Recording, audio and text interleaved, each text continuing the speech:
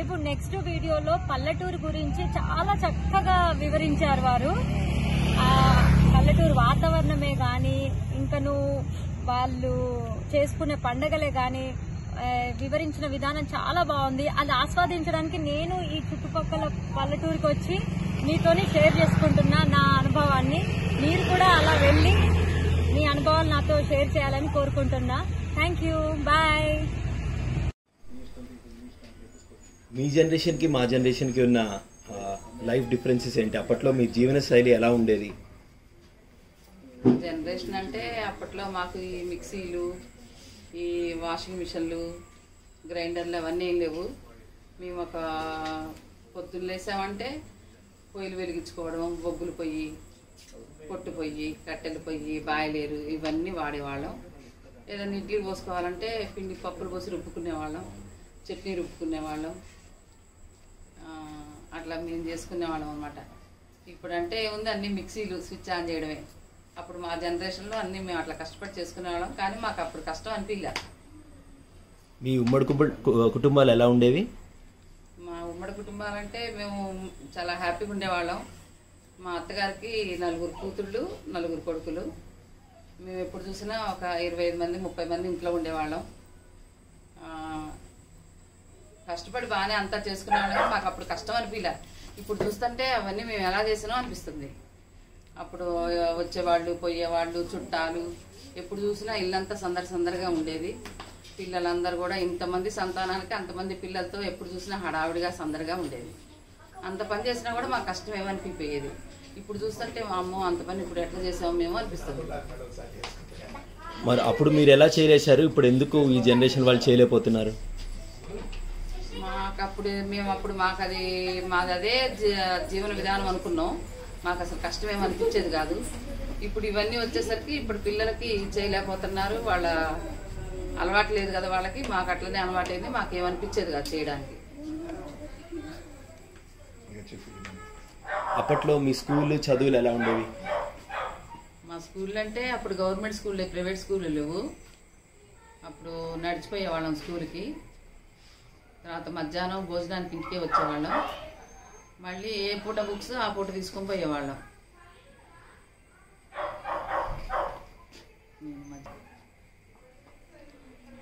Government school కదా, కింద బల్లలేసి కూర్చోబెట్టేవాళ్ళు. మేము 6 అక్క చెల్లెళ్ళం కదా, అందరం సరదాగా వెళ్ళేవాళ్ళం. మళ్ళీ ఈవినింగ్ వచ్చేటప్పటికల్లా మన స్కూల్ అయిపోయిన తర్వాత స్కూల్ ముందు ఐస్ క్రీమ్స్ ఉండేవి, పుల్ల ఐస్ క్రీమ్స్.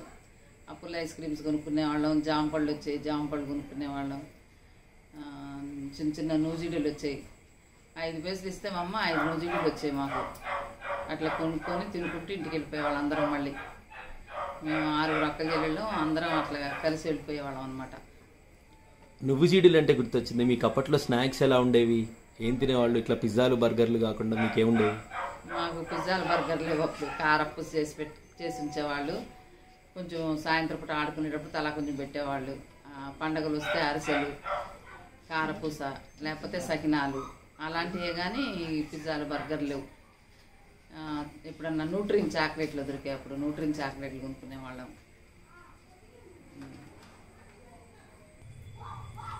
ఓకే, మీరు చిన్నప్పుడు గేమ్స్ ఎలాంటివి ఆడుకునేవాళ్ళు? చిన్నప్పుడు గేమ్స్ అంటే మేము మధ్యాహ్నం పొద్దుపూట అయితే ఎండ అంటప్పుడు కూర్చొని దాడి, అష్టాచెమ్మ, పచ్చీసు అలాంటివి ఆడుకునేవాళ్ళం. ఈవినింగ్ అయితే పిల్లలందరం కలిసి సన్నాయి గొప్పలు, చార్కాణి, చెమ్మ చెక్క, దస్తీ బిస్తీ ఇలాంటివన్నీ ఆడుకునేవాళ్ళం. మట్టిలో ఆడుకునేవాళ్ళం. మాకు మట్టిలో ఆడుకున్నా కూడా మాకేమనిపించబోయేది. ఇప్పుడు పిల్లలైతే కొంచెం మట్టి తగలంగానే చేతులు కాళ్ళు కడుక్కుంటున్నారు. మేము అప్పుడు మట్టిలో ఆడుకున్నా మాకేమనిపించబోయేది.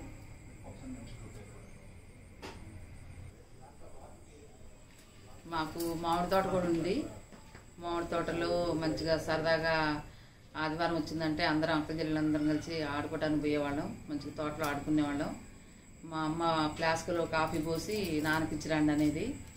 మేము ఇద్దరు ముగ్గురం కలిసేసి మా అక్క చెల్లెలం అట్లా మాట్లాడుకుంటూ ముచ్చట్లు చెప్పుకుంటూ తోటకి వెళ్ళేవాళ్ళం. మా నాన్న కాఫీ ఇచ్చి తోటలో అన్నీ చింత చెట్లు, అన్ని జామ చెట్లు అన్నీ ఉండే మా తోటలో. సీతాఫలకాయలు, ఉసిరి చెట్లు, కుంకుడుగాయల చెట్లు అన్నీ ఉండేవి అన్నమాట. సరదాగా తోట చుట్టూ తిరిగి ఆడుకొని కాసేపు ఇంటికి వచ్చేవాళ్ళం అనమాట. మళ్ళీ తోటకి వెళ్ళేటప్పుడు కొంచెం ఉప్పు చింతపండు తీసుకొని పోయేవాళ్ళం. ఆ ఉప్పు చింతపండు జీలకర్ర కొంచెం వేసేసి నంచి మామిడి లేత ఆకులో పెట్టుకొని తినేవాళ్ళం సరదాగా. రేగుపళ్ళు ఉండేవి, రేగుపళ్ళు కోసుకుని తినేవాళ్ళం. జామ పళ్ళు ఉండేవి, జామ పళ్ళు కోసుకుని తినేవాళ్ళం. అట్లా సరదాగా తిరిగేవాళ్ళం. తోటలో శనక్కాయలు కూడా ఉండేవి. జీతగాళ్ళు శనక్కాయలు కాల్చి ఇచ్చేవాళ్ళు. మట్టిలో పీకితే మట్టిలో కాయలు వస్తాయి, ఆ కాయలు కాల్చి ఇచ్చేవాళ్ళు. మళ్ళీ అవన్నీ తీసుకొని తినుకుంటూ వచ్చేవాళ్ళం ఇంటికి. అప్పట్లో పండుగలు ఎలా సెలబ్రేట్ చేసుకునేవాళ్ళు? పండగలు అంటే బాగా సెలబ్రేషన్ చేసుకునేవాళ్ళం. సంక్రాంతి వచ్చిందనుకోండి, ఇళ్ళ ముందు పెద్ద పెద్ద ముగ్గులు వేసుకునేవాళ్ళం. చాలా బాగా ఉండేది ఇంటి ముందు, మంచిగా ఇంత పొడుగు చాలా బాగా అందరూ ముగ్గులు వేసుకునేవాళ్ళం. తర్వాత మన హరిదాసులు వచ్చేవాళ్ళు, గంగిరెద్దులు వచ్చేవి. అదో సందడిగా అదో సరదాగా అనిపించేది సంక్రాంతి వస్తే. తర్వాత శ్రీరామనవమికి వస్తే శ్రీరామనవమికి మా నాన్న చాలా పెద్ద పందిరి వేపించేసి ప్రతి సంవత్సరం రాముల వారి కళ్యాణం చేయించేవాళ్ళు. పెద్ద పెద్ద డ్రమ్ముల నిండా పానకం చేపించి వడపప్పు, పానకం, కొబ్బరి ముక్కలు, పులిహార వచ్చిన వాళ్ళందరికీ పంచిపెట్టేవాళ్ళం అనమాట. మా నాన్న చేయించేవాళ్ళు. అది బాగా గుర్తు, బాగా హ్యాపీగా అనిపించేది.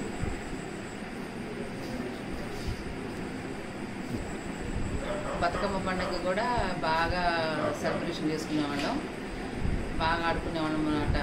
అప్పుడు ఇప్పటిలాగా కొంచెం కొంచెం ఇప్పుడు తంగేడు పూత కావాలంటే ఏదో ఒక లైన్ కొంచెం పేర్చేవాళ్ళు. అప్పుడు తంగేడు పూత బస్తాలు తీసుకొచ్చేవాళ్ళు. జీతగాళ్ళు తీసుకొస్తే ఒక 4 అడుగులు 5 అడుగులు బతుకమ్మ పేర్చేవాళ్ళు. ఒక 4-5 కూర్చొని చుట్టూరు వర్కర్స్ వచ్చి పేర్చేవాళ్ళు. అది మనుషులు అప్పుడు మోయటం కుదరక 2 కర్రలు పెట్టి, కర్రల మీద ప్లేట్ పెట్టి కట్టి తీసుకెళ్ళేవాళ్ళు అనమాట. 2-4 అట్లా మోసుకొని పోయేవాళ్ళు. మళ్ళీ ఆ బతుకమ్మ కూడా విజయవాడ నుంచి బంతిపూలు, గులాబీ పూలు కూడా తెప్పించేవాళ్ళు మా నాన్నగారు. బతుకమ్మ పండుగ అంటే బాగా ఆడుకునేవాళ్ళం. మళ్ళీ ఆ బతుకమ్మ ఆడుకోవడం, ఇప్పుడు బతుకమ్మ ఆడుకున్నామంటే అక్కడే వదిలేసి వస్తున్నాం. అప్పుడు అట్లా కాదు, బతుకమ్మ గుళ్ళో బతుకమ్మ ఆడుకొని మళ్ళీ అక్కడికి ఏటు దగ్గరికి పోయి ఏట్లో బతుకమ్మ వేసి అక్కడ పాటలు పాడుకొని మళ్ళీ దస్తి బిస్తి తీసి చెమ్మచెక్కేసుకొని ఇంటికి వచ్చేవాళ్ళం అనమాట. ఇప్పటిలాగా కాదు, అప్పుడు ఇంకా బతుకమ్మ ఇంకా బాగుండేది.